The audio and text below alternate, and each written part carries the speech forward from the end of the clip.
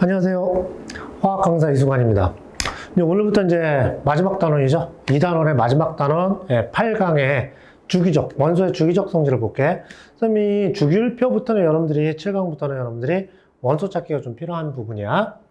자, 그럼 원소의 주기적 성질에서 첫 번째 여러분들이 원자 반지름 알아야 되고, 그 다음에 이온화 에너지를 알고 있어야 되겠죠. 결국은 원소 찾고, 그 다음 2단원에 있는 전체적인 개념적인 문제들이 출제가 되는 거니까. 자, 그럼 첫 번째 뭐냐면은 원소의 주기적 성질에서 원자 반지름 이렇게 나와 있지. 원자 반지름이 여기 다 이렇게 있는 거 다 외워야 되나요? 선생님이 원자 반지름 외우는 것까지, 여러분들 이온 반지름 외우고 원자 반지름 외우는 것까지 여러분들한테 질문하는 거는 아니죠. 아닌데, 여러분 기본적으로 원자 반지름을 비교할 때 얘는 뭐야? 같은 주기일 때, 얘는 뭐야? 같은 족일 때. 이렇게 비교한다는 얘기입니다. 주기적인 성질은. 그래서 같은 주기일 때 라는 말 들어가 있으면 주기적 성질에서 같은 주기. 그럼 뭘 비교하라는 얘기했어? 유효, 핵, 전하를 기억하고 있어라. 이런 얘기죠. 그러면 같은 주기일 때 원자 번호가 커진다. 원자 번호가 커지면 뭐가 커지는 거야? 유효, 핵 전하가 커지죠? 핵 전하량도 커지고 가려막기 효과도 커지지만 누가 더 큰 영향을 준다 그랬어?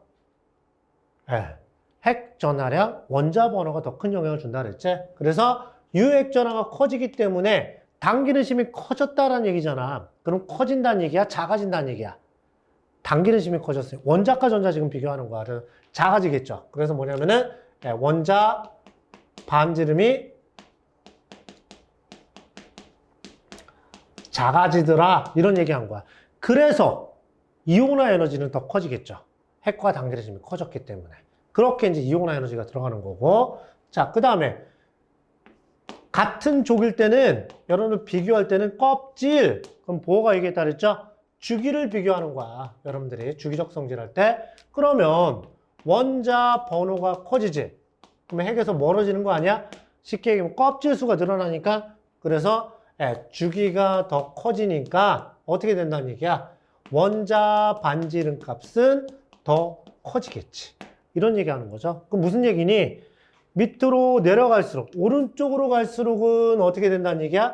작아지더라 이런 얘기 있죠? 그 다음에 아래쪽으로 갈수록은 커지는 거지. 그러면 오른쪽, 위쪽으로 갈수록 원자 반지름이 작아질 거고, 그러면 아래쪽, 왼쪽으로 갈수록 어떻게 된다는 얘기야? 더 커지더라 이런 얘기하는 거죠. 이렇게 비교하는 거지. 그러면 여러분들이 여기서 족과 주기로 그리는 거, 원자 반지름을 알아두면 좀 편하겠지. 자, 그러면 여러분 유핵전화도 한번 그려보고, 자, 1쪽부터 18쪽까지 비교를 해보면 이 주기가 이런 식으로 나온다는 얘기야. 이 주기가 이런 식으로 나오고, 자, 이렇게 나오는 이유가 뭐였어? 유핵 전하가 커지니까, 같은 주기일 때. 그러면 3주기는 어떻게 가야 돼? 같은 족일 때는 원자 번호 커지면 리튬은 2주기, 나트륨은 3주기니까 위로 간다 그랬죠? 그래서 위에서부터 이런 식으로 간다 그랬지. 얘가 3주기가 된다는 얘기입니다. 여러분 기본적으로 금속 쪽과 비금속 쪽을 알아야 되고, 이걸 외워야 됩니까? 아까 처음에 그런 얘기 했지만 평가원 자료에서는 찾을 수 있는 정보를 줍니다. 그래서 뭐냐면은 붕소 있죠?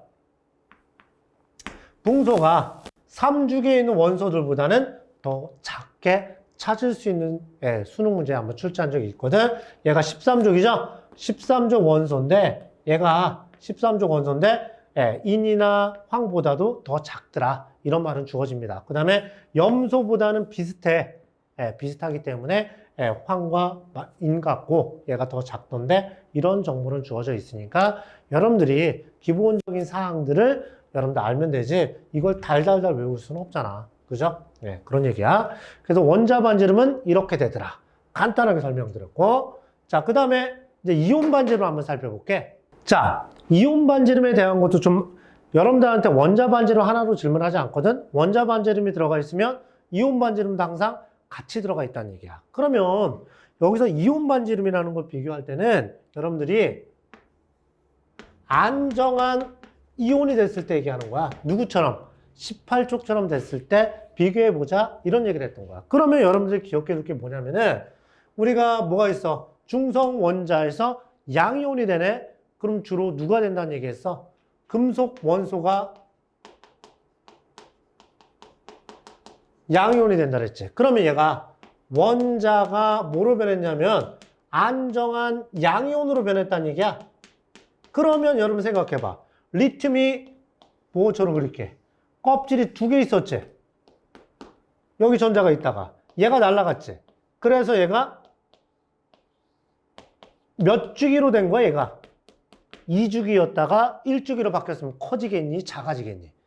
작아지겠죠. 그래서 누가 더 크다는 얘기야? 이때는 원자 반지름이 이온 반지름보다 더 작더라. 이렇게 얘기하겠죠. 여러분들은 양자를 빼고 여러분들 찾는 거야, 찾는 거. 얘가 안정한 이온이 됐을 때 원자 반지름이 이온 반지름보다 더 컸다면 얘는 뭐가 됐다는 얘기야? 금속 원소구나. 이렇게 찾아간다는 얘기야. 그 다음에 또 하나. 비금속 원소가 됐을 때는 비금속 원소는 붕소나 탄소는 이온이 안 되지만 여러분 그냥 문제 조건 주어진 대로 풀어가는 거야.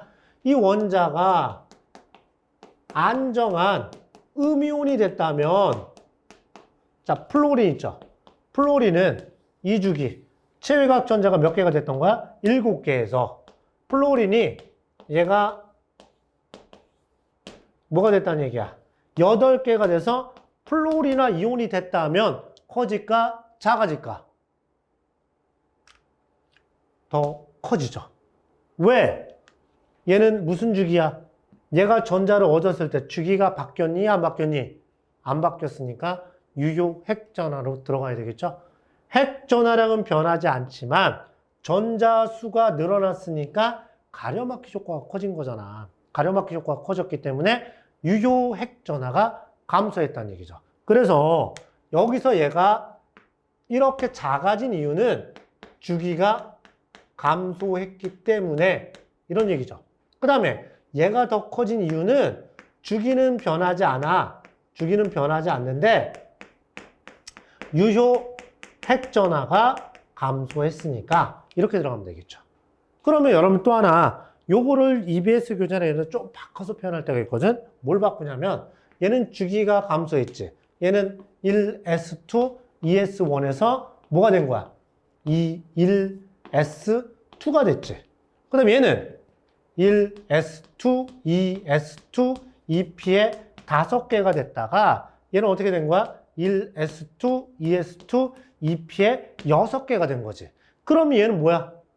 전자가 들어가 있는 오비탈 수가 2개에서 1개가 됐고 얘는 전자가 들어가 있는 오비탈 수가 5개에서 그대로 5개가 됐지. 그래서 주기가 감소했어? 그럼 무슨 얘기야? 전자가 들어있는 오비탈 수가 감소했네. 이런 얘기죠. 그럼 얘는 주기가 변하지 않았어. 안정한 음이온이 됐어. 그럼 전자가 들어있는 오비탈 수는 변하지 않더라. 이런 얘기한 거죠. 안정한 이온이 됐을 때 이런 얘기가 18촉처럼. 또 하나 우리가 얘를 갖다가 표현할 때 얘가 줄어들었니? 이걸 표현할 때 여러분들한테 원자 반지름분의 이온 반지름이 1보다 작더라. 그럼 원자 반지름이 더 크니까 아 얘가 양이온이 됐겠구나. 금속 원소구나. 이렇게 찾아가는 거고 얘도 다시 표현해보면 원자 반지름이 이온 반지름 얘가 1보다 커졌겠구나. 이런 얘기입니다. 그리고 뭐 여러분들 문제 바꿀 때 분모하고 분자를 뒤집어서 표현하는 경우도 있고요. 이온 반지름분의 원자 반지름 얘가 1보다 커질 거고 이온 반지름분의 원자 반지름 들어갔으면 1보다 작아지겠죠. 그건 여러분들이 변형시키는 거고 뭐 개념이 엄청 바뀐 건 아니죠. 기본적으로 이온 반지름 이렇게 설명을 해봤고 자, 그 다음에 여러분들한테 가장 많이 물어보는 게 누구냐면은 여기 그래프 이거 있죠. 여러분 뭐냐면은 안정한 음이온 될 때 등전자가 될 때 있죠. 이온 될 때 등전자가 됐을 때 18촉처럼 이걸 질문할 때가 있는데 2, 3주기가 들어갈 땐 네온처럼 될 때가 있고 아르곤처럼 될 때. 그럼 네온처럼 될 때는 이쪽에 몇 주기가 들어가면 돼? 2주기, 3주기. 또는 아르곤처럼 됐네? 그럼 몇 주기야? 3주기. 또는 누가 있다는 얘기야? 4주기 원소까지 여러분들 배우는 게 있으니까. 그러면 네온처럼 될 수 있는 음이온 2주기. 누가 있니? 여기에 질소, 산소, 플로린이 들어갈 거고. 그 다음에 3주기에 누가 들어가면 돼? 나트륨과 마그네슘과 알루미늄이 들어가겠지. 그 다음에 아르곤처럼 될 때 3주기는 인이나 황이나 염소가 들어갈 거고 4주기는 여러분들한테 칼륨과 칼슘 정도가 들어가지. 그래서 여러분들한테 많이 물어보는 건 주로 누구야? 원소의 종류가 많고 꺾이는 위치가 들어가 있는 네온처럼 됐을 때를 가장 많이 물어보죠. 등전자가 됐을 때. 그래서 질소, 산소, 플로린, 나트륨, 마그네슘, 알루미늄. 얘를 가장 많이 물어봤지. 질소가 안정한 음이온 될 때는 얘네는 3 마이너스, 2 마이너스, 마이너스 1. 얘는 플러스 1, 2 플러스, 3 플러스의 전환을 갖죠. 그럼 이렇게 썼지만 여기서 여러분들 한 가지 더 생각할 게 순차적인 이온화 에너지, 이온화 에너지 배울 때 있죠. 이온화 에너지 배울 때 꺾이는 위치가 어디야? 이쪽에. 제일이 꺾이는 곳이 여기. 제일이 꺾이는 곳이 여기가 들어가지. 그 다음에 여기서 한 군데밖에 없잖아. 그래서 얘를 더 많이 물어볼 수밖에 없기 때문에 2, 3주기 등전자 이렇게 물어보죠. 얘는 음이온, 양이온 다 이거 갖고 설명할 수가 있다는 얘기죠. 그럼 이 중에서 여러분들 원자 반지름은 얘만 한번 비교해 볼게. 원자 반지름 누가 가장 커? 얘네만 비교해 보면 원자 반지름 값은 당연히 어느 쪽이 더 커? 3주기가 더 크겠죠? 3주기. 얘가 더 커지고. 또 하나 뭐야? 같은 주기일 때는 유효액전하가 얘가 가장 작으니까 나트륨, 그 다음 누구야? 마그네슘, 그 다음에 알루미늄, 그 다음에 누가 들어가? 산소랑 플로린 정도까지만 적을게. 이온 반지름이 됐을 때 여기 원자 반지름은 이 정도가 되고 플로린, 그 다음에 질소가 있으면 원자 반지름이 가장 작은 건 누가 된다는 얘기야? 질소가 될 수 있으니까. 근데 선생님이 여기서부터 적을게요. 여기서 그래프를 보면 애매하게 나오는 위치가 존재하기도 해요. 그래서 선생님이 여러분들한테 여기에 산소하고 플로린 정도까지만 적을게. 그래서 이렇게 된다 그랬지. 그 다음에 등전자가 됐을 때 이온 반지름 값은 어떻게 돼? 원자 번호 순서가 되니까 산소, 그 다음에 플로린, 거꾸로 쓰자. 가장 작은 것부터 쓸게. 알루미늄, 그 다음 누구야? 마그네슘, 그 다음에 나트륨, 이온 됐을 때야. 안정한 이온 됐을 때. 그 다음에 플로린, 그 다음에 산화이온이 가장 크겠죠. 여기 그래프가 나와 있으니까 여러분들이 질소까지 들어가 있으면 이렇게 해서 여러분들 표현하니까 알아도 되고 주로 질소보다는 산소부터 많이 출제했거든요. 질소가 3가짜리 음이온 될 수는 있어. 근데 실제로 전자를 3개 얻으면 그렇게 안정한 물질이 될 수는 없거든. 대신 그래서 얘가 이온 결합할 때는 3가짜리가 되지만 자연 상태에서는 3가짜리가 많이 존재하지 않기 때문에 주로 산소 정도부터 많이 물어보니까 질소를 집어넣으면 질소는 여기 바뀌었네. 미안. 자, 여기 뭐냐면은 가장 큰 건 플로린과 산소가 돼야 되죠. 가장 큰 건 누가 들어가야 돼? 질소가 들어가면 될 거고 여기에 들어갈 때도 질소가 들어가면 되겠죠. 그래서 여러분들이 선생님 미안. 이거 잘못됐네 그래프가. 그래프가 등호가 잘못됐죠. 여기는 가장 큰 거 순서로 적었지. 그러면 여기서도 마찬가지로 원자 반지름이 작은 것부터 적으면 플로린, 산소, 그 다음 누구야? 질소, 그 다음 누구야? 알루미늄, 그 다음에 마그네슘, 그 다음에 마그네슘, 나트륨이 가장 크게 되겠죠. 그래서 여러분들이 원자 반지름, 이온 반지름. 선생님 원자 반지름은 잘못 표기해서 다시 한번 표기했다. 당연히 몇 주기가 커져야 된다 그랬어? 3주기가 커져야 된다. 이런 얘기를 했었지. 자, 3주기가 더 커져야 되고. 자, 그 다음에 이온 반지름 등전자가 됐을 때는 가장 큰 게 질화이온이 가장 크겠죠. 그죠? 그 다음에 산화이온 이런 식으로 된다는 얘기예요. 그래서 이거 쓴 이유는 여러분들한테 이 등전자가 돼서 원자 반지름, 이온 반지름 또는 이제 이온화 에너지, 그 다음에 가장 큰 거, 가장 작은 거 누가 될까? 그래프 모형을 찾는 문제도 출제가 되거든요. 그래서 여러분들 쉽지만 한 번씩 여러분 정리를 하는 게 좀 좋겠죠. 그래서 선생님이 원자 반지름과 이온 반지름에 대해서 잠깐 설명을 드렸고요. 자, 그러면 여러분들 다음 시간에는 원자 반지름과 이온 반지름에 대한 가장 기본적인 질문 뭐가 나왔었는지 풀어보도록 하겠습니다. 여기까지 이수관 강사였습니다.